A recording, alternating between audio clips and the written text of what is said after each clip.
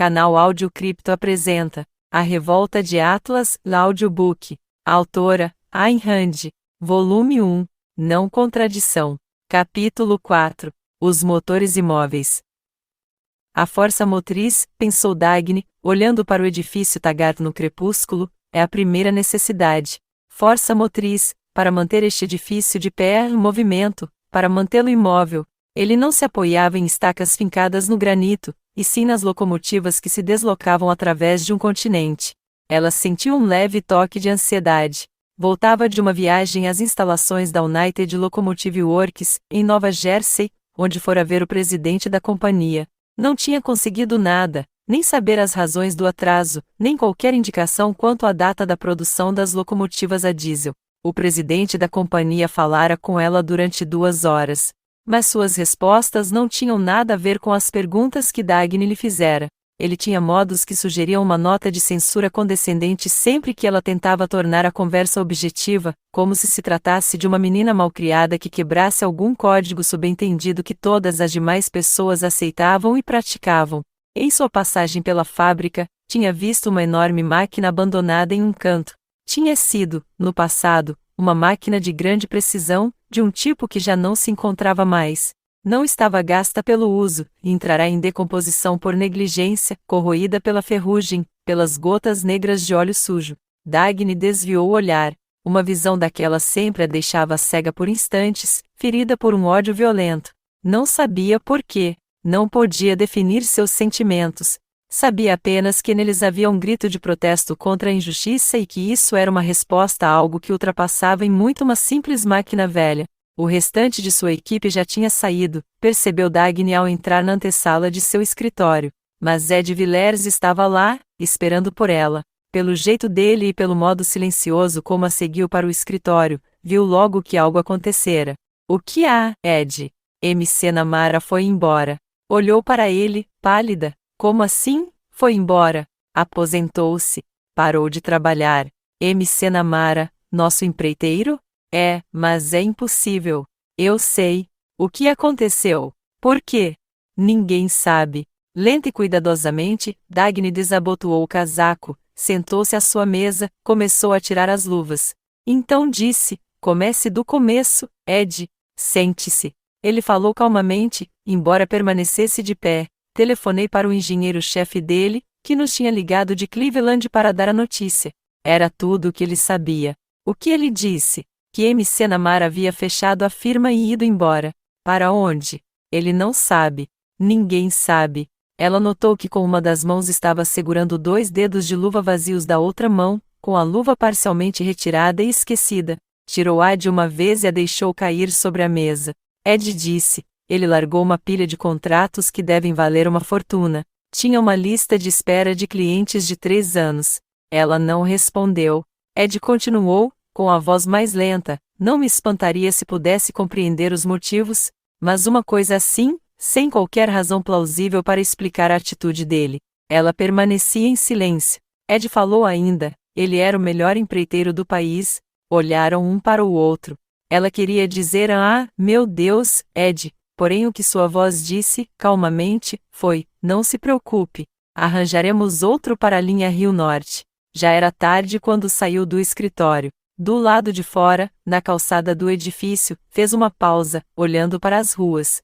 Sentia-se subitamente desprovida de energia, de propósitos, de desejos, como um motor parado.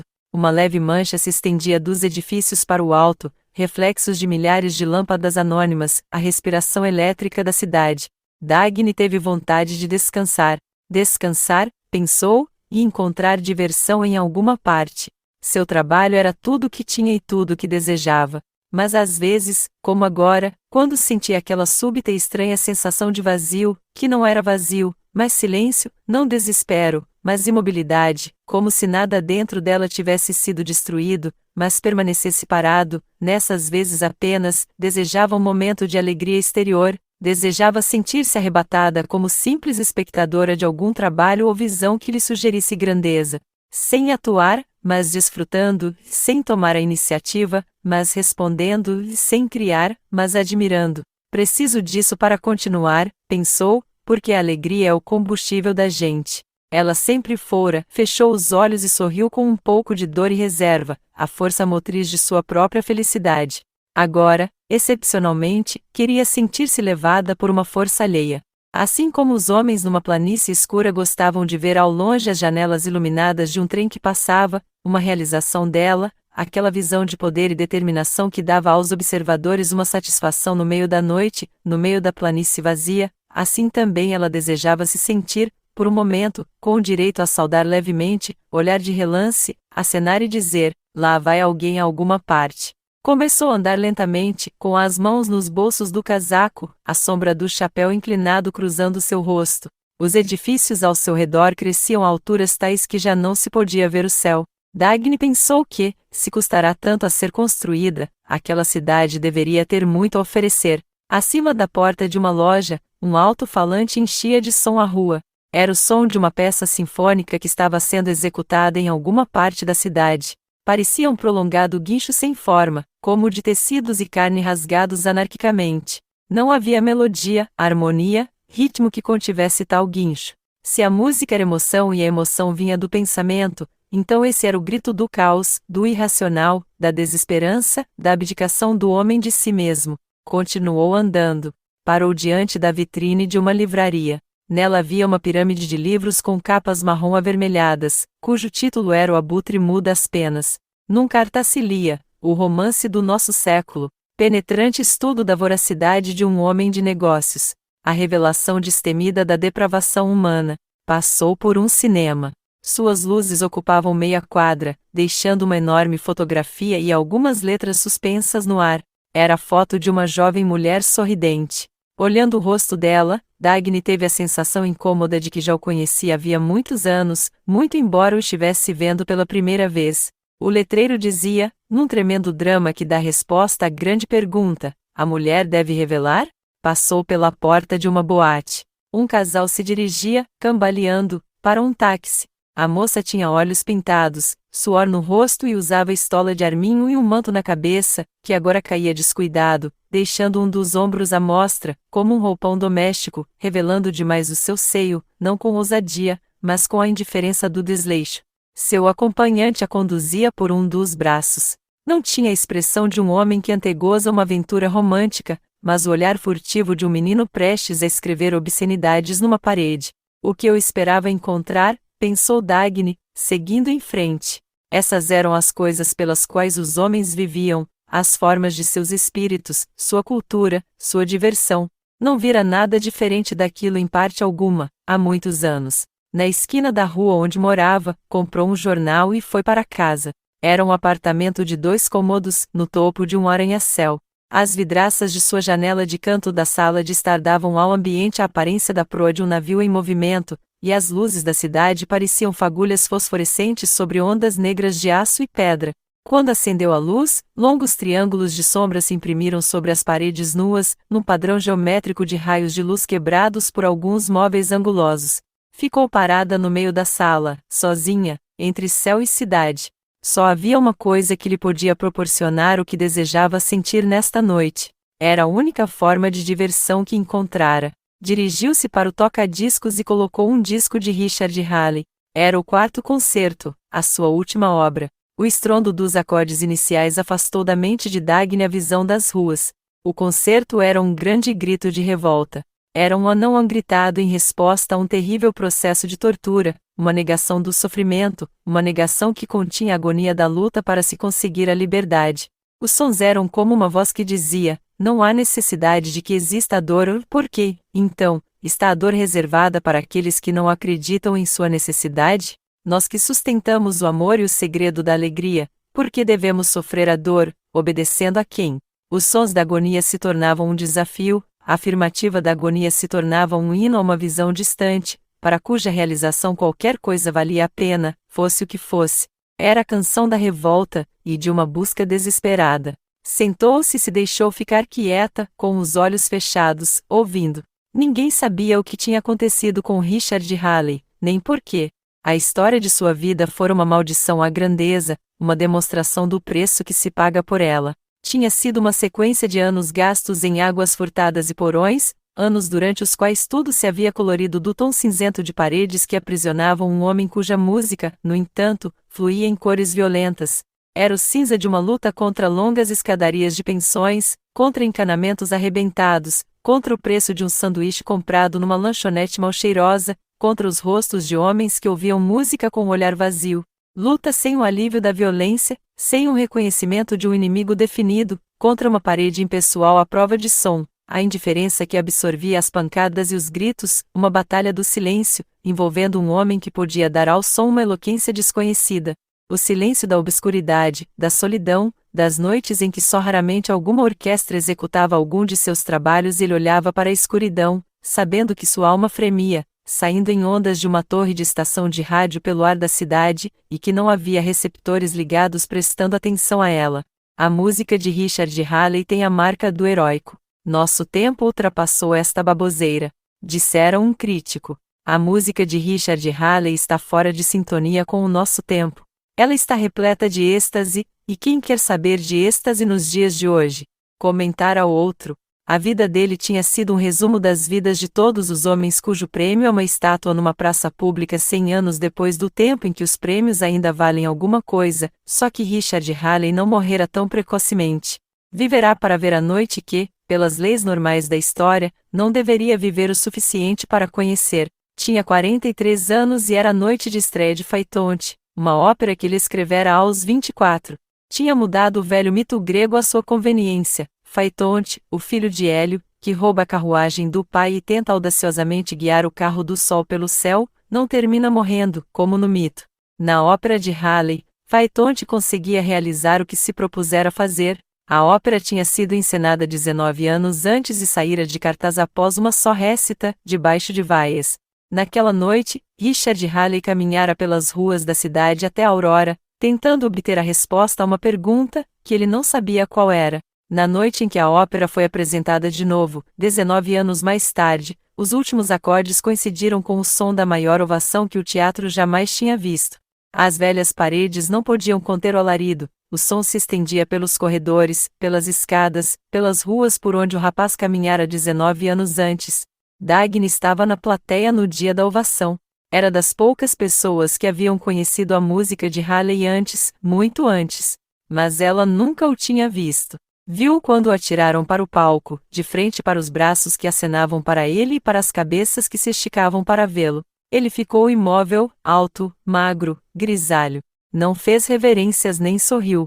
Limitou-se a olhar para a multidão. Tinha a expressão de alguém que se defronta com uma questão vital. A música de Richard Halley. Escreveu um crítico na manhã seguinte, pertence ao patrimônio da humanidade. É o produto da expressão da grandeza de um povo. A vida de Richard Halley. Disse um religioso, contém uma lição muito sugestiva. Ele enfrentou uma luta terrível, mas que importa isso? É justo e nobre que ele tenha sofrido a dor e a injustiça da mão de seus irmãos, para um dia enriquecer suas vidas e lhes ensinar a apreciar a beleza da grande música. No dia seguinte, Richard Halley se aposentou. Não deu explicações. Apenas disse a seus editores que sua carreira estava encerrada. Vendeu-lhes os direitos de edição de seus trabalhos por uma soma modesta, mesmo sabendo que podia ter feito uma fortuna com eles.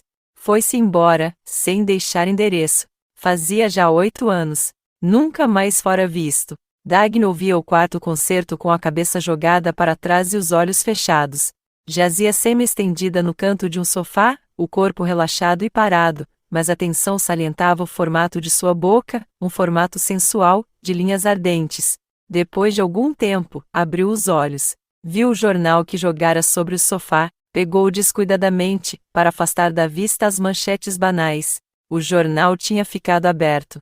E ela viu a fotografia de um rosto conhecido e as primeiras frases de uma reportagem. Com um safanão, fechou as páginas e afastou o jornal.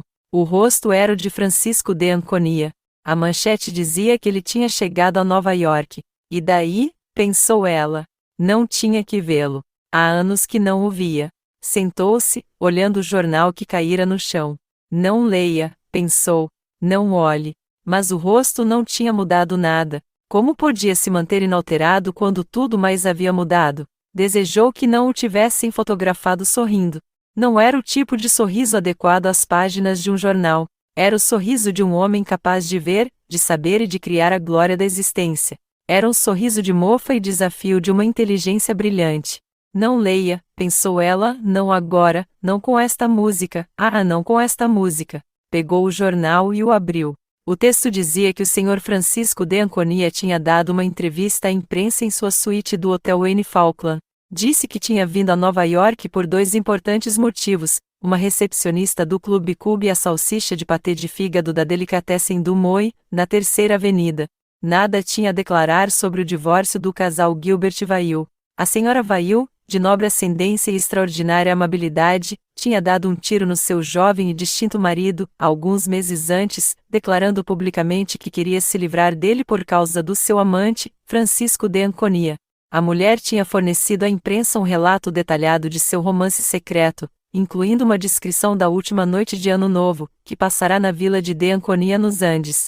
Seu marido sobreviveu ao tiro e entrou com um pedido de divórcio. Ela respondeu com uma ação em que exigia metade dos milhões do marido e com um relato sobre a vida dele que fazia a sua própria parecer absolutamente inocente. Tudo aquilo saíra nos jornais durante semanas a fio, mas o Sr. de Anconia nada tinha a declarar a respeito. Perguntaram se ele negava a história da Sra. Vail e ele responderá: eu nunca nego nada. Os repórteres estavam curiosos por causa da sua súbita visita à cidade. Imaginavam que ele não queria estar ali logo na hora em que a pior parte do escândalo estava a ponto de ocupar as primeiras páginas, mas estavam enganados. De Anconia mencionou uma terceira razão para sua chegada: quero ver essa comédia, disse ele. Dagny deixou o jornal cair no chão. Sentou-se e se inclinou para a frente, repousando a cabeça sobre os braços. Não se moveu, mas as mechas de cabelo que lhe desciam pelos joelhos estremeciam de vez em quando. Os acordes grandiosos da música de Halley continuavam enchendo a sala, alcançando as vidraças das janelas como que para as atravessar e se estender por toda a cidade. Ela ouvia a música. Era a sua busca, o seu grito. James Taggart olhou para a sala de estar do seu apartamento imaginando que horas seriam. Não tinha vontade de procurar o relógio. Sentou-se numa poltrona, com seu pijama amarrotado, descalço. Ia dar muito trabalho procurar os chinelos. A luz do céu cinzento na janela feriu seus olhos ainda pesados de sono. Sentiu, no interior do crânio, o vazio que prenunciava uma dor de cabeça. Perguntou-se por que diabo fora parar ali, na sala. Sim, lembrou-se, para saber das horas. Inclinou-se sobre o braço da poltrona e divisou um relógio num prédio, ao longe, 12h20. Pela porta aberta do quarto de dormir, ouviu Betty Pope, que escovava os dentes no banheiro, mais além. A cinta estava no chão, ao lado de uma cadeira na qual se encontrava o restante de suas roupas. Era uma cinta cor-de-rosa desbotada com barbatanas de borracha partidas. Será que você pode se apressar? Perguntou ele, irritado. Tenho que me vestir. Ela não respondeu. Pela porta aberta do banheiro, ele podia ouvi-la gargarejar. Por que faço esse tipo de coisas? Pensou ele, lembrando a noite anterior. Mas dava muito trabalho procurar uma resposta agora. Betty veio para a sala arrastando as dobras de um robe de cetim de cores laranja e púrpura, distribuídas em losangos arlequinais. Ela fica horrível de robe, pensou James. Ficava tão melhor de traje de montaria, como aparecia nas fotos das páginas de acontecimentos sociais. Era uma moça alta e magra, toda ossos e articulações que não se moviam harmoniosamente. Tinha um rosto banal, aparência pouco agradável e mostrava um ar de impertinente condescendência, certamente ligado ao fato de pertencer a uma das melhores famílias do país. Diabos, disse ela sem se referir a nada em particular e se espreguiçando. Jim, onde está o seu cortador de unhas? Preciso cortar minhas unhas dos pés. Não sei, estou com dor de cabeça. Corte em casa. Você está desagradável hoje, disse ela, indiferente. Parece uma lesma. Por que não cala essa boca? Ela caminhou sem rumo certo pela sala. Não quero ir embora, disse ela, num tom que não exprimia nenhuma emoção. Detesto as manhãs. Aí está mais um dia e nada para fazer. Tenho um chá hoje à tarde na casa de Liz Blaine. Bem, talvez até seja divertido, porque a Liz é uma vagabunda. Pegou um copo e bebeu o restante do drink. Por que você não manda consertar o ar-condicionado? Este lugar está cheirando mal. Posso usar o banheiro? Perguntou ele. Tenho de me vestir. Tenho um compromisso importante hoje. Pois entre. Não me importo. Divido o banheiro com você, mas não me apresse. Enquanto fazia a barba, ele havia se vestindo diante da porta aberta do banheiro. Levou um bocado de tempo para se encaixar na cinta, ajeitando as ligas das meias, pondo um vestido caro e desengonçado de tweed. O hobby tipo Arlequim, que Betty vira no anúncio na revista de modas mais chique, era como um uniforme que ela sabia ser preciso usar em certas ocasiões e que empregava disciplinarmente para determinado fim e depois deixava de lado. A natureza do relacionamento dos dois era desse mesmo tipo. Não havia paixão, nem desejo, nem prazer real, nem mesmo um sentimento de vergonha. Para eles, o ato sexual não era alegria nem pecado. Não significava nada. Tinham ouvido falar que homens e mulheres dormiam juntos e, por isso, dormiam juntos. Jim, por que você não me leva àquele restaurante armênio hoje à noite? Não posso, e respondeu ele irritado, do meio da espuma de sabão que lhe cobria o rosto. Tenho um dia muito trabalhoso pela frente. Não vá trabalhar. O quê? Deixe tudo pra lá. Tenho coisas importantíssimas para hoje, meu bem. Uma reunião da diretoria. Ah, não se chateie com essa maldita ferrovia. É uma chatice. Odeio homens de negócios. São chatos. Ele não respondeu. Betty olhou para ele manhosamente, e sua voz mostrou um tom mais vivo quando lhe disse: Jack Benson diz que você leva uma vida mole nessa história de ferrovia, porque a sua irmã é quem faz tudo, no fim das contas. Ah, ele disse. Eu acho sua irmã horrorosa. Acho horrível uma mulher se comportar como um gorila e pousar de executivo. Que coisa pouco feminina. Quem ela pensa que é, afinal? James caminhou até a soleira da porta. Inclinou-se contra um dos marcos, estudando Betty. Tinha um risinho leve, sarcástico, confiante, no rosto. Enfim, eles tinham algo em comum, pensou. Talvez lhe interesse saber, querida, disse ele, que estou preparando uma rasteira na minha irmã esta tarde. Não diga, disse ela, interessada. É mesmo? Eis aí porque é tão importante a reunião de hoje. Você vai se livrar dela? Não, não precisa tanto, nem é aconselhável. Vou botá-la no seu devido lugar, apenas. Eu estava esperando por isso havia muito tempo. Encontrou algum ponto fraco nela? Algum escândalo? Não, não. Você não compreenderia. É que ela foi longe demais e tem que ser advertida. Tomou uma série de medidas absurdas sem ouvir ninguém. Uma série de ofensas a nossos amigos mexicanos. Quando a diretoria tomar conhecimento, vai aprovar umas modificações no departamento de operações, e isso vai amansá-la bastante. Você é um cara esperto, Jim. É melhor eu me vestir. Ele parecia feliz. Virou-se para a pia e acrescentou: Talvez eu termine levando você hoje à noite ao restaurante armênio. O telefone tocou. Ele atendeu e ouviu a voz da telefonista que anunciava um chamado interurbano do México. A voz histérica que ouviu a seguir era do seu representante no país. Não pude fazer nada, gritava ele, não pude. Não fomos avisados, juro por Deus, ninguém suspeitava. Eu fiz o que pude, você não pode me culpar, Jim. Foi um raio caído de um céu azul. O decreto saiu esta manhã, 5 minutos atrás, saiu assim, sem mais nem menos, sem aviso. A República Popular do México nacionalizou as minas de San Sebastián e a linha San Sebastián. E portanto posso afirmar aos membros da diretoria que não há razão para entrar em pânico.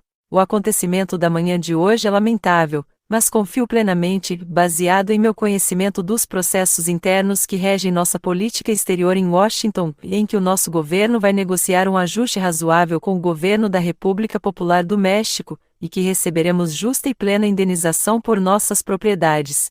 James Taggart estava de pé ante a longa mesa, falando à diretoria. Sua voz precisa e monótona dava uma sensação de segurança. Agrada-me acrescentar, porém, que antevi a possibilidade dessa reviravolta e tomei todas as medidas para proteger os interesses da Taggart Transcontinental. Alguns meses atrás, instruí o nosso departamento de operações a cortar o orçamento da linha San Sebastián de modo a deixar apenas um trem por dia e remover de lá nossas melhores locomotivas e vagões e os equipamentos que fosse possível deslocar. O governo mexicano não conseguiu reter nada, com exceção de alguns vagões de madeira e uma locomotiva velha. Minha decisão poupou à companhia muitos milhões de dólares. Trarei os números exatos para os senhores. Sinto, entretanto, que nossos acionistas acreditarão ser justo que aqueles que têm a maior responsabilidade empresarial devam arcar com as consequências de sua negligência. Sugiro, portanto, que seja demitido o Sr. Clarence Eddington, nosso consultor econômico, que recomendou a construção da linha San Sebastian, e também o Sr. Jules Morte, nosso representante na cidade do México. Os homens ouviam, sentados em torno da longa mesa. Não pensavam no que deveriam fazer, mas no que diriam aos homens que representavam. A fala de James Taggart lhes fornecia material para isso. Owen Boyle estava à sua espera quando Taggart voltou ao escritório. Este se inclinou contra a mesa, deprimido, o rosto pálido e inexpressivo. E então? Perguntou. Boyle mostrou as palmas das mãos, num gesto de desesperança. Verifiquei tudo, Jim disse. É exato. Deanconia perdeu 15 milhões de dólares do próprio dinheiro naquelas minas. Não houve nada de suspeito nisso tudo. Ele botou mesmo lá o próprio dinheiro e agora o perdeu. Bem, e o que ele vai fazer? Isso eu não sei. Ninguém sabe. Ele não vai deixar que o roubem, vai? É sabido demais para isso. Deve ter alguma saída. Espero que tenha mesmo. Ele já enganou alguns dos maiores trapaceiros da terra. Não vai se deixar enganar por um bando de políticos mexicanos com um decreto. Concorda comigo? Ele deve ter alguma arma contra eles, e a última palavra vai ser dele, com certeza.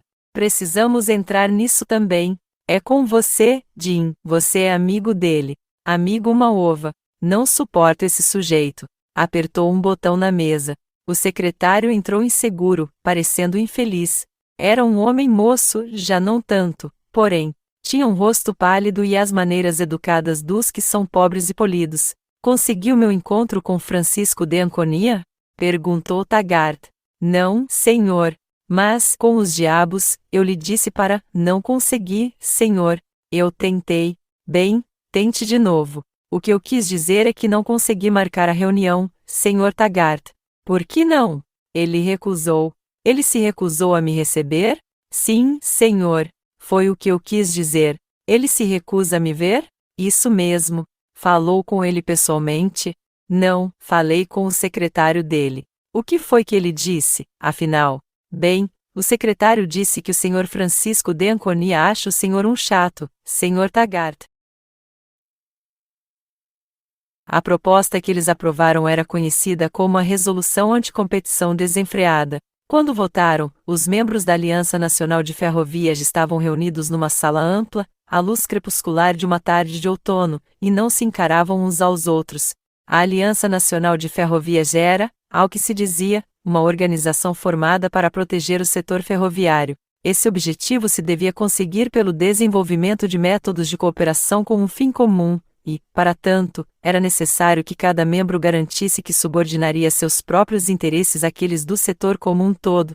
Quanto aos interesses do setor como um todo, esses seriam estabelecidos por uma votação majoritária, e todos os membros acatariam as decisões assim tomadas. Os membros da mesma profissão ou do mesmo setor devem se unir, diziam os organizadores da aliança. Temos os mesmos problemas, os mesmos interesses, os mesmos inimigos. Gastamos nossas energias brigando uns com os outros em vez de nos coligarmos em uma frente única contra o mundo. Podemos crescer e prosperar juntos, se conjugarmos os nossos esforços.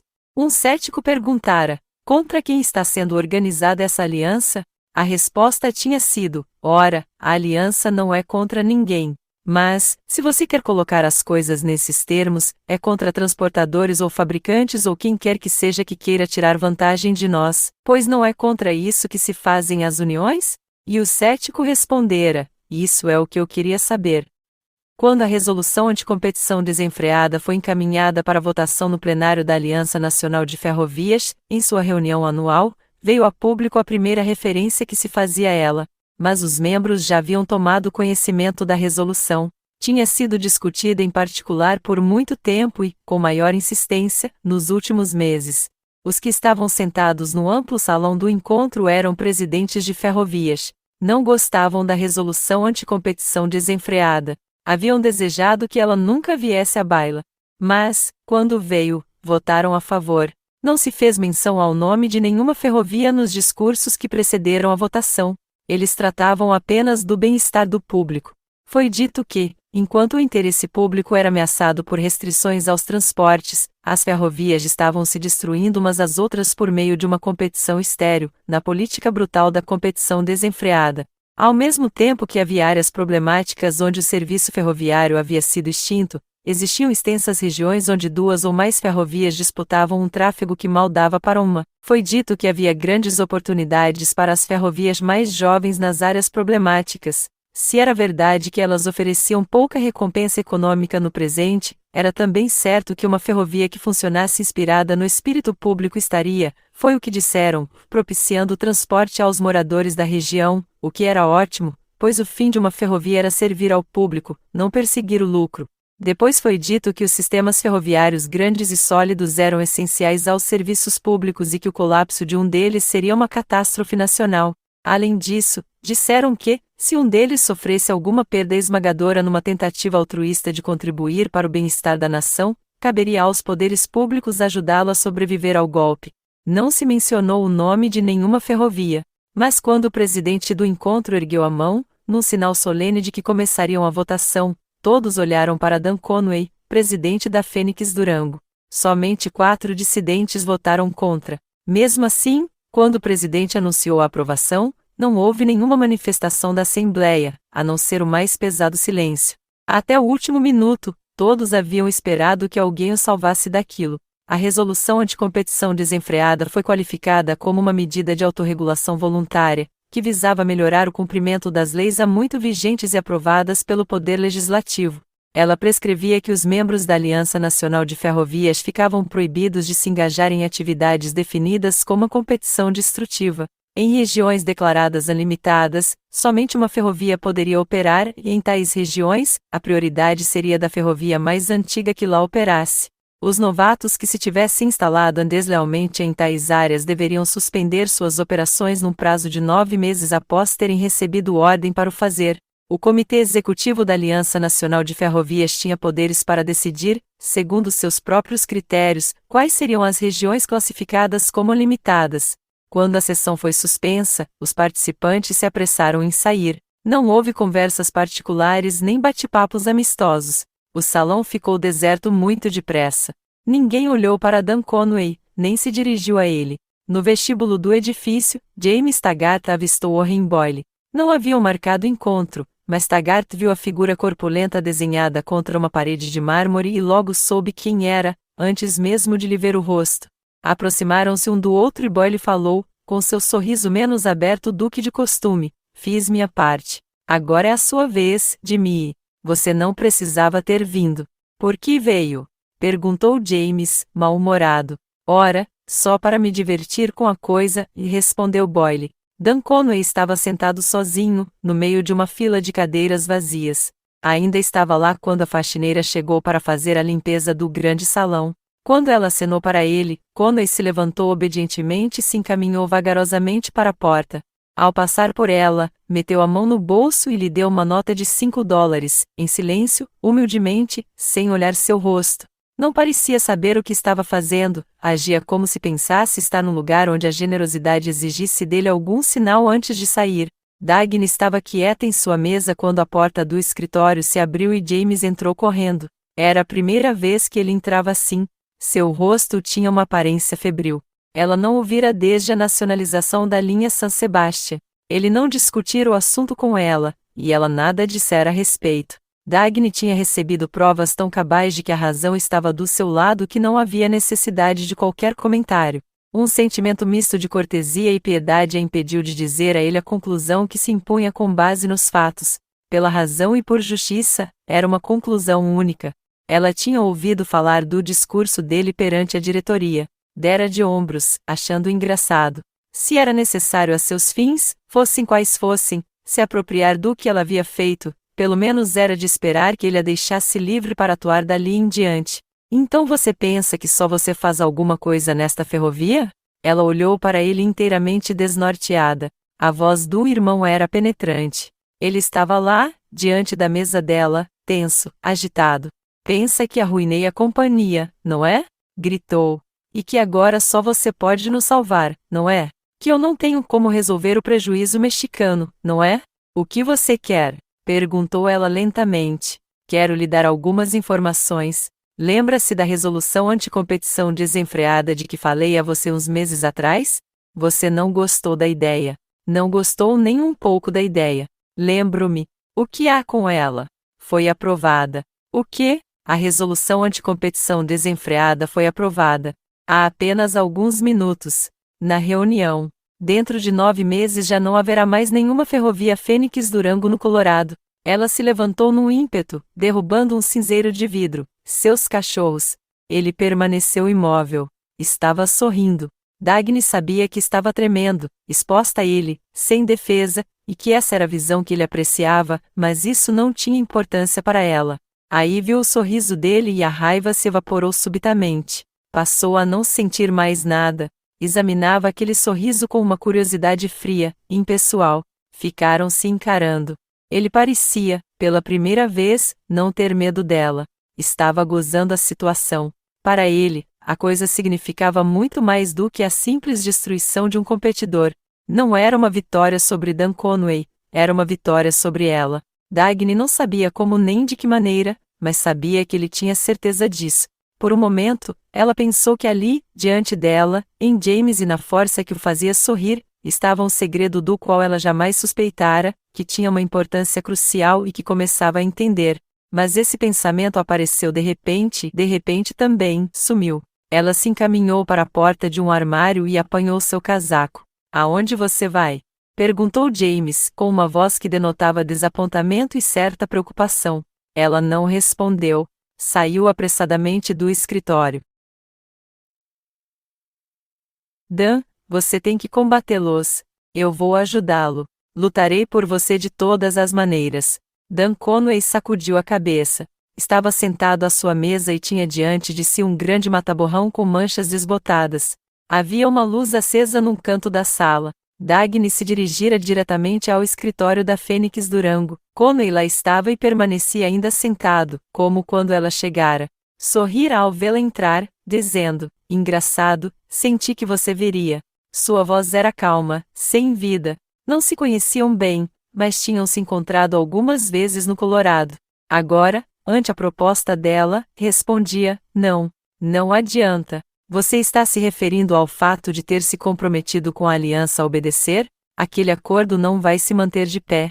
É pura expropriação. Nenhum tribunal aceita. Se de tentar se esconder de novo por trás da alegação do bem público, vou à corte jurar que a Taggart Transcontinental não pode controlar todo o tráfego do Colorado. Se a sentença for contra você, você apela e continua apelando pelos próximos 10 anos. Talvez, disse ele. Não sei se ganharia, mas bem que poderia tentar manter a ferrovia por mais alguns anos. Mas, não é nos aspectos legais que estou pensando, de qualquer modo. Não é isso. E o que é? Não quero lutar, Dagny. Ela olhou para ele, incrédula. Era uma frase que, ela tinha certeza, ele jamais havia proferido antes. Um homem não podia se transformar tanto assim naquela idade. Dan Conway estava beirando os 50 anos. Tinha uma aparência sólida, quadrada, muito mais de um rijo maquinista que de um presidente de companhia. Tinha a fisionomia de um lutador, com uma pele jovem e corada, cabelos grisalhos. Assumira uma pequena ferroviazinha do Arizona, cujos lucros não eram maiores do que os de um supermercado, e transformar essa empresa na melhor ferrovia do Sudeste. Falava pouco, raramente lia livros, nunca cursara faculdade. As realizações humanas, com apenas uma exceção, o deixavam indiferente. Não tinha o que as pessoas chamam de cultura. Mas entendia de ferrovias. Por que você não quer lutar? Porque eles estão no direito deles. Dan, disse ela, você ficou maluco? Nunca faltei com a palavra em minha vida, ele disse, sem ânimo. Não me interessa o que os tribunais decidam. Prometi obedecer à maioria. Vou obedecer. Você esperava que a maioria agisse assim com você? Não. Havia uma espécie de convulsão velada na face sólida. Ele falou de maneira suave, sem olhar para ela, o aturdimento ainda presente, em estado puro, dentro de si. Não esperava que agissem assim comigo.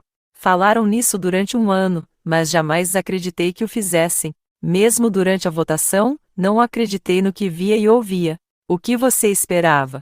Pensei que... Disseram que todos nós devíamos contribuir para o bem comum.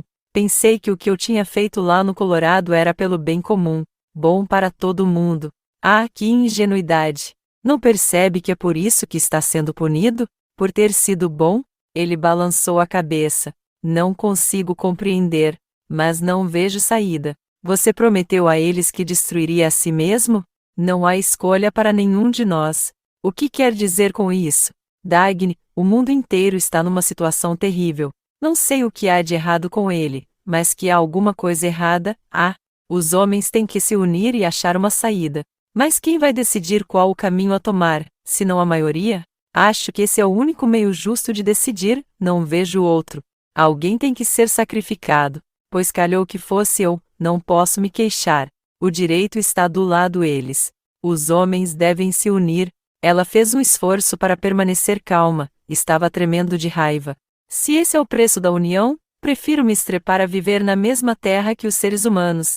Se eles só podem sobreviver mediante nossa destruição, por que vou desejar que sobrevivam? Nada pode justificar a autoimolação. Nada pode dar a eles o direito de transformar os homens em bodes expiatórios. Nada pode tornar moral a destruição dos melhores. Não se pode ser punido por ser bom, ou pagar por ter sido hábil. Se tudo isso estiver certo, então é melhor começarmos a chacinar uns aos outros, porque não há direito de nenhuma espécie no mundo. Ele não respondeu. Olhava indefeso para ela. Se o mundo é esse, como viver nele? Perguntou ela. Não sei, suspirou ele. Dan, você acha realmente que isso é direito? Acha mesmo, no fundo. Ele fechou os olhos. Não lhe respondeu. Então olhou para ela com um ar torturado. Por isso estava sentado aqui tentando entender. Sei que devo pensar que está certo, mas não consigo. É como se minha língua se recusasse a declará-lo. Daqui fico vendo cada encaixe dos trilhos, cada sinal luminoso, cada ponte, cada noite que gastei com. Deixou a cabeça cair nos braços. Meu Deus, é tão injusto. Dan, disse ela com os dentes cerrados, lute. Ele levantou a cabeça. Tinha os olhos vazios.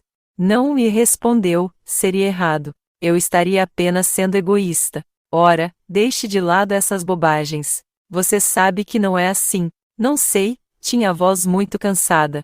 Estive sentado aqui tentando pensar a respeito. Não sei mais o que está certo ou errado. E acrescentou, nem sei mais se me interessa. Dagny percebeu subitamente que quaisquer outras palavras seriam inúteis e que Dan Conway jamais tornaria a ser novamente um homem de ação. Não sabia o que a deixava com tanta certeza disso. Disse, incerta, você nunca se entregou em nenhuma outra luta antes. Não, realmente não. Ele falava com uma espécie de aturdimento calmo. Venci tempestades, inundações, desmoronamentos e descarrilamentos. Eu ia lutar e gostava, mas esta batalha de agora é uma que não posso enfrentar. Por quê? Não sei. Quem pode saber por que o mundo é o que é? Ah, quem é John Galt? Ela se retraiu. Então, você vai fazer o quê? Não sei, quero dizer, mas aí ela se interrompeu. Conway percebeu o que ela queria dizer. Ora, sempre há algo a fazer, disse sem convicção. Acho que eles só vão considerar áreas limitadas as do Colorado e do Novo México. Ainda terei a linha do Arizona para dirigir, e acrescentou, como há 20 anos. Bem, estou ficando cansado, Dagny. Acho que estou. Ela não tinha nada a dizer. Não vou montar nenhuma linha numa das áreas problemáticas deles, disse com a mesma voz indiferente. É o que tentaram me dar como prêmio de consolação, mas acho que é apenas conversa fiada. Não se pode construir uma ferrovia onde não há nada num raio de centenas de quilômetros a não ser um ou dois fazendeiros que não conseguem manter suas fazendas. Você não pode construir uma ferrovia e fazer com que ela se autofinancie. E aí, quem paga? Não faz sentido para mim. Eles não sabiam o que estavam dizendo. Ora, aos diabos com as tais áreas problemáticas. Estou pensando em você. Era preciso abrir o jogo. O que vai ser de você? Não sei. Bom, há um bocado de coisas que não tive tempo ainda para fazer. Pescar, por exemplo. Sempre gostei de pescar. Talvez comece a ler uns livros, coisa que sempre quis fazer. Vou descansar, agora. Acho que vou pescar. Há uns lugares ótimos lá no Arizona, pacíficos e calmos, onde não se vê viva alma por muitos e muitos quilômetros. Olhou de relance para ela e acrescentou: esqueça. Por que se preocupa comigo? Não é por você, Dan, disse ela subitamente. Quero que você entenda que não é pelo seu bem que quis ajudar você a lutar. Ele sorriu. Era um sorriso amistoso. Eu sei, disse. Não é por piedade nem caridade nem qualquer razão feia dessas. Olhe, eu queria mesmo era uma boa disputa com você lá no Colorado. Pretendia encurralar você e tirar você do caminho, se necessário. Ele sorriu, achando graça. Você ia fazer muita força, ora se ia. Mas achei que não era necessário. Achei que havia espaço bastante para nós dois lá. E disse ele, havia. Se eu achasse que não havia, eu teria combatido você. Se eu pudesse, tornaria minha ferrovia melhor do que a sua, levaria você à falência e não me incomodaria nem um pouco com o que lhe acontecesse. Mas isto, Dan, não creio que queira mais olhar para a linha Rio Norte agora. Ah, meu Deus, Dan, não quero ser uma saqueadora. Ele a encarou silenciosamente por um momento. Era um olhar peculiar, como se viesse de uma distância enorme. Disse em voz baixa: você devia ter nascido uns 100 anos antes, menina. Talvez então você tivesse uma chance. Chance coisa nenhuma. Eu quero é criar a minha própria chance. Era o que eu queria, na sua idade. Você venceu. Venci? Dagny ficou parada, incapaz de se mexer. Conway aprumou o tronco e falou incisivamente, como se desse ordens. Você deve olhar para a sua linha Rio Norte, sim, senhora, e é bom olhar logo. Mantenha-a pronta antes que eu me retire da área, porque, se você não o fizer, será o fim de Elis e Wyatt e do restante deles por lá, e eles são as melhores pessoas que restam no país. Você não pode deixar isso acontecer. Está tudo sobre seus ombros, agora. Não adianta tentar explicar ao seu irmão que as coisas por lá vão ser muito mais duras sem o estímulo da minha presença para competir com você. Mas nós entendemos. De forma que comece logo. Faça o que fizer, você jamais será uma saqueadora. Gente assim não conseguiria manter uma ferrovia naquela parte do país e permanecer nela. Faça o que fizer por você, e terá merecido. Vermes do tipo do seu irmão não contam, de qualquer modo. Agora a coisa é com você. Ela estava sentada, olhando para ele, perguntando a si mesma o que teria derrotado um homem como aquele. Sabia que não fora James Taggart. Viu que ele olhava para ela, como se estivesse tentando encontrar a resposta para uma pergunta. Então Conway sorriu e Dagny viu, sem acreditar, que no sorriso havia tristeza e piedade. Não sinta pena de mim, disse ele. Acho que, de nós dois, é você quem vai enfrentar a dureza maior daqui em diante. E acho que vai se sair pior do que eu. Ela telefonara para a siderúrgica e marcara uma entrevista com Hank Rearden para aquela tarde. Pousara o fone e se inclinava sobre um mapa da Rio Norte estendido sobre sua mesa quando a porta se abriu. Dagny olhou para o visitante, espantada, não imaginaria jamais que a porta de seu escritório se abrisse sem que a avisassem. O homem que entrou era um desconhecido. Era jovem, alto, e algo nele lhe sugeria violência, ainda que ela não pudesse dizer bem de onde vinha a sensação, porque o primeiro traço que se guardava dele era de um autocontrole que se mostrava quase como arrogância. Tinha olhos escuros, cabelos desgrenhados e usava roupas caras, que envergava com descuido. Elis Wyatt, disse ele, se apresentando. Ela se levantou sem querer. Compreendeu porque ninguém pôde ou teria ido detê-lo na antessala. Sente-se, Sr. Wyatt, disse ela, sorrindo. Não é necessário. Ele não sorria. Não gosto de entrevistas longas. Lentamente, prolongando o gesto deliberadamente, ela sentou-se e inclinou o corpo para trás, olhando para ele. E então?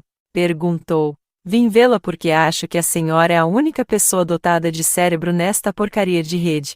Em que posso servi-lo? Vou lhe dar um ultimato. Falava com voz clara, destacando cada sílaba. Eu espero que a Taggart Transcontinental daqui a 9 meses ponha trens a correr no Colorado da maneira como os meus negócios precisam que corram. Se a empulhação que montaram para Fênix Durango visava desobrigar vocês de esforços, estão todos enganados. Não fiz exigências a vocês quando não tinham condições de funcionar da maneira que eu precisava. Encontrei alguém que podia fazê-lo. Agora me forçam a negociar com vocês. Esperam me ditar os termos por não me oferecerem alternativas. Querem que baixe meus serviços ao nível de sua incompetência. Aviso que calcularam errado. Ela respondeu lentamente com esforço. Devo informá-lo do que pretendo fazer com o nosso serviço no Colorado? Não, não estou interessado em discussões nem em intenções. Quero transporte. O que vocês fizerem para fornecê-lo e a maneira como fizerem são problemas de vocês, não meus. Estou apenas dando um aviso. Os que quiserem tratar comigo hão de fazê-lo nos meus termos, não em outros. Não faço acordo com a incompetência. Se esperam ganhar dinheiro transportando o petróleo que produzo, terão de ser tão bons em seu negócio quanto sou no meu. Quero que isso fique bem entendido. Ela disse calmamente: compreendo. Não vou perder tempo demonstrando a vocês porque convém levar a sério o meu ultimato. Se vocês têm inteligência de manter esta organização corrupta funcionando minimamente que seja, terão a inteligência de entender isso, também. Nós dois sabemos que, se a Taggart Transcontinental mantiver seus trens no Colorado do mesmo jeito que está há 5 anos, estarei arruinado. Sei que isso é exatamente o que vocês pretendem fazer. Vocês pretendem me sugar enquanto puderem até encontrar outra carcaça para sugar depois de acabarem comigo. Essa é a política da maior parte da humanidade de hoje. Portanto, aqui está um ultimato. Agora está em seu poder destruir-me. Mas, se eu for destruído, vou fazer questão de arrastar todos vocês junto comigo. Em alguma parte dentro dela, sob a dormência que a mantinha imóvel para receber as chicotadas, surgiu uma ponta de dor, como de uma queimadura. Desejou falar a ele dos anos que tinha passado à procura de homens como ele para com eles trabalhar, dizer que tinham inimigos comuns, que ela lutava a mesma batalha, gritar que não era um daqueles que ele execrava. Mas sabia que não podia fazê-lo. Era responsável pela Taggart Transcontinental e por tudo o que se fazia em seu nome. Não era a hora de se justificar. Sentada ereta, com um olhar firme e franco como o dele, respondeu polidamente: o senhor terá o transporte de que precisa, senhor Wyatt. Percebeu um lampejo de espanto no rosto dele. Não era a resposta que ele esperava, talvez o que ela não tivesse dito é que o espantava mais: não oferecerá defesa, desculpas. Ele ficou um momento a examiná-la, depois disse, num tom menos cortante: muito bem. Obrigado. Passe bem. Ela inclinou a cabeça. Ele fez uma mesura e saiu. Essa é a história, Hank. Eu tinha planejado um cronograma praticamente irrealizável para completar a linha Rio Norte em 12 meses. Agora tenho de completá-la em 9. Você deveria nos fornecer os trilhos durante o período de 1 ano. Pode encurtá-lo para 9 meses? Se, de algum modo, isso for humanamente possível, consiga para nós. Se não, tenho de encontrar outra maneira de terminar tudo. Riarden estava sentado atrás de sua mesa. Seus olhos azuis e frios contrastavam com as linhas do seu rosto. Permaneceram estáticos, semicerrados, impassíveis, enquanto ele dizia, sem ênfase: eu o farei. Dagny se recostou na cadeira. A frase, tão curta, era um choque. Não era apenas alívio que sentia. Era súbita tomada de consciência de que não era preciso mais pensar em nenhuma outra garantia para ter certeza da veracidade do que ouvirá. Não precisava de provas, perguntas, explicações, nada. Um problema de tal modo complicado se resolvia com segurança repousando sobre 3 palavras pronunciadas por um homem que sabia o que dizia. Não demonstre que está aliviada. O tom de voz dele era de gozação. Não demonstre tanto assim. Seus olhos apertados miravam na direção dela com um sorriso semi-oculto. Posso até pensar que tenho a Taggart Transcontinental sob meu controle, isso você sabe que tem, de qualquer modo. Claro, e quero que você pague. Tudo bem. Quanto? $20 a mais, por tonelada, nas encomendas feitas a partir de hoje. Muito caro, Hank. É o melhor preço que você pode me oferecer? Não. Mas é o que eu vou conseguir. Se eu pedisse o dobro, você pagaria. É verdade, mas você não vai pedir o dobro. E por que não? Porque você também precisa ver a Rio Norte construída. Vai ser a sua primeira vitrine para o metal Riarden. Ele sorriu. É verdade. Gosto de lidar com gente que não tem ilusões a respeito de favores. Sabe o que me fazia sentir aliviada quando você falou? O quê? O fato de lidar, pelo menos uma vez, com alguém que não finge estar fazendo favores. O sorriso dele tinha agora uma marca inquestionável de prazer. Você sempre joga aberto, não é mesmo? Perguntou. Nunca vi você jogar de outro modo, também. Pensei que era o único a poder fazê-lo. Não estou tão falida assim, Hank. Ainda vou deixá-la falida assim. Por quê? Sempre tive vontade. Você não já tem covardes em número suficiente ao seu redor? É isso que me daria prazer, o fato de você ser a única exceção. Você não acha que eu devo tirar cada gota de lucro que puder me aproveitando de seu estado de emergência? Claro, não sou idiota. Sei que você não está aí para servir às minhas conveniências. Não queria que estivesse? Não sou mendiga, Hank. Não vai ser duro pagar? Isso é problema meu, não seu. Quero os trilhos. Com os $20 extras por tonelada? Isso mesmo, Hank. Ótimo. Você terá os trilhos. Posso obter meu lucro exorbitante antes que a Taggart Transcontinental vá à falência. Ela disse, sem sorrir, se eu não construir essa linha em 9 meses, a Taggart Transcontinental vai falir. Não enquanto você a dirigir. Quando ele ficava sério, seu rosto parecia inanimado, apenas os olhos se mostravam vivos, ativos, com uma brilhante luz de fria percepção. Mas, fosse o que fosse que ele percebia, ninguém adivinhava, e talvez nem ele mesmo soubesse. Eles fizeram o máximo possível para dificultar as coisas para você, não foi? Foi, eu contava com o Colorado para salvar a rede. Agora eu é que tenho que salvar o Colorado. Daqui a 9 meses, Dan Conway fecha a sua ferrovia. Se a minha já não estiver pronta, então nem adianta terminá-la. Os homens não podem ficar sem transporte por um dia sequer, quanto mais por uma semana ou um mês. Do modo como tem crescido, não se pode deixá-los parados por um tempo e depois esperar que continuem. É como frear de repente uma locomotiva que corre a 300 km por hora. Eu sei, posso montar uma boa ferrovia, mas não posso estendê-la através de um continente de meeiros incapazes de cuidar de uma plantação de nabos. Preciso de homens como Elise Wyatt, que produzam algo que encha os meus trens. E tenho que lhes dar um trem e uma ferrovia daqui a 9 meses, ainda que precise explodir todos os meus auxiliares para consegui-lo. Ele sorriu, achando graça. Você está mesmo preocupada, não está? E você? Não está. Ele não respondeu, apenas manteve o sorriso no rosto. Não está? Perguntou ela, quase com raiva. Não. Então não percebe o que significa? Percebo que vou produzir os trilhos e você vai ter a estrada em 9 meses.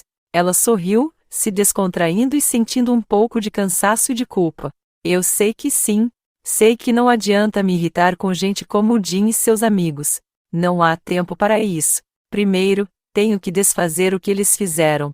Depois, Dagny parou, pensativa, balançou a cabeça e deu de ombros. Depois, eles não têm mais importância nenhuma.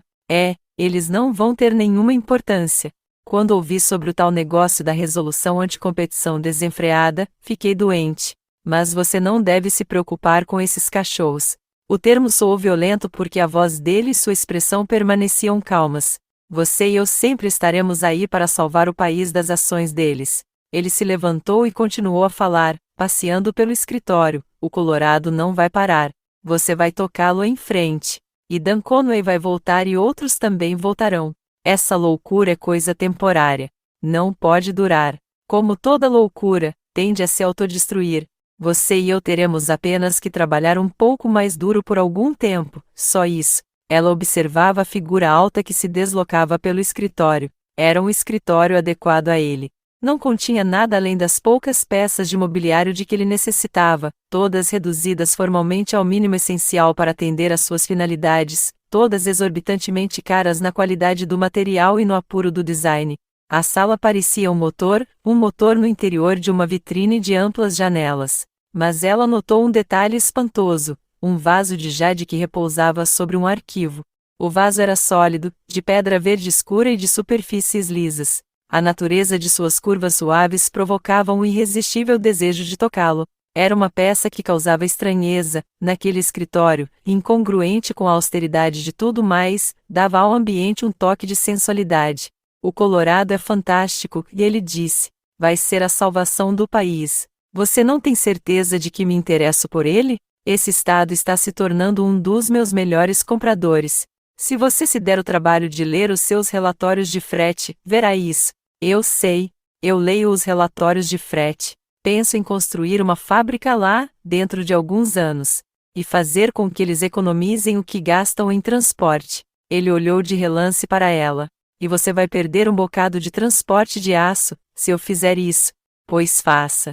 Terei prazer em transportar seus equipamentos, alimentos para seus empregados, as máquinas das fábricas que vão acompanhar você em seu empreendimento. E talvez nem tenha tempo de verificar que perdi o carregamento de seu aço. De que você está rindo? É maravilhoso. O quê? O seu modo de reagir, diferente do de todo mundo hoje em dia. Seja como for, admito que para o futuro próximo você é o cliente mais importante da Taggart Transcontinental. Não acha que sei disso? Então não entendo por que Jim. Ela parou. Procura ao máximo prejudicar meus negócios? Porque seu irmão Jim é um idiota. É verdade, mas há algo mais. Há algo mais do que simples estupidez, aí. Não perca tempo procurando entendê-lo. Deixe-o ficar cuspindo. Ele não representa uma ameaça a ninguém. Gente como o Jim Taggart apenas ocupa espaço no mundo. Acho que você tem razão. A propósito, o que você faria se eu não pudesse liberar os trilhos antes do prazo inicial? Eu desmancharia desvios ou fecharia algum ramal, qualquer um, e usaria os trilhos para terminar a Rio Norte em tempo. Ele deu um risinho. É por isso que não me preocupo com a Taggart Transcontinental. Mas você não vai precisar remover seus trilhos. Pode contar comigo. Dagny pensou subitamente que estava enganada a respeito da falta de emoções dele. Por trás daquela frieza, Riordan tinha uma grande capacidade de sentir prazer. Verificou que sempre se sentia à vontade e bem-humorada em sua presença, e que ele também se sentia assim. Era o único homem que ela conhecia a quem podia falar sem tensão nem esforço. Ali estava uma mente respeitável, pensou, um adversário que valia a pena enfrentar. Apesar disso, sempre existira uma estranha sensação de distanciamento entre eles, como se houvesse uma porta fechada a separá-los. Havia algo de impessoal nas maneiras dele, algo no seu interior que não podia ser alcançado. Ele tinha parado diante da janela. Lá ficou por um momento, olhando para fora. Sabe que o primeiro carregamento de trilhos está sendo remetido para você hoje? Perguntou. Claro que sei. Venha até aqui. Ela se aproximou. Riordan apontava em silêncio. Lá à distância, para além das estruturas da fábrica, ela viu uma série de vagões esperando num ramal. Acima deles, um guindaste em movimento cortou o céu. Um ímã na sua extremidade carregava uma grande quantidade de trilhos, suspensos no ar pela força magnética. O sol não aparecia por entre as nuvens cinzentas, mas ainda assim os trilhos brilhavam, como se tirassem luz do espaço. O metal tinha uma cor azul esverdeada. A grande haste parou sobre um dos vagões, desceu, sofreu um breve espasmo e colocou os trilhos no vagão. O guindaste se moveu de volta, com uma indiferença majestosa, parecia o desenho gigantesco de um teorema geométrico se movendo acima dos homens e da terra. Ficaram na janela, olhando em silêncio, atentos. Dagny não disse nada, até que nova carga do metal azul esverdeado começou a se mover pelo céu. Aí, então, suas palavras vieram, e não se referiam a trilhos nem a ferrovias nem a encomendas entregues dentro do prazo. Disse, como quem saúda um fenômeno novo na natureza, o metal Riordan. Ele percebeu, mas nada disse. Apenas olhou para ela e tornou a olhar para a janela. Hank, que maravilha! Sim. Riordan falou simples e abertamente. Não havia em sua voz nenhuma marca de prazer vaidoso ou modéstia. Isso, ela sabia, era um tributo pago a ela, o maior que alguém podia oferecer, o sentimento de se ver reconhecido e, ao mesmo tempo, compreendido. Ela disse, quando penso no que esse metal pode fazer, no que ele pode tornar possível. Hank, essa é a coisa mais importante que está acontecendo no mundo hoje em dia e ninguém está percebendo. Nós estamos. Não se olharam. Ficaram olhando o guindaste. Na parte anterior da locomotiva, lá longe, ela podia ver as letras TT e os trilhos do ramal industrial mais ativo da rede Taggart. Assim que eu encontrar uma fábrica capaz de fazê-las, vou encomendar locomotivas a diesel de metal Riordan, disse ela. Você vai precisar mesmo delas. Qual a velocidade que você consegue desenvolver nos seus trens da linha Rio Norte? No momento, ficamos satisfeitos quando chegamos a 30 km por hora. Ele apontou para os vagões.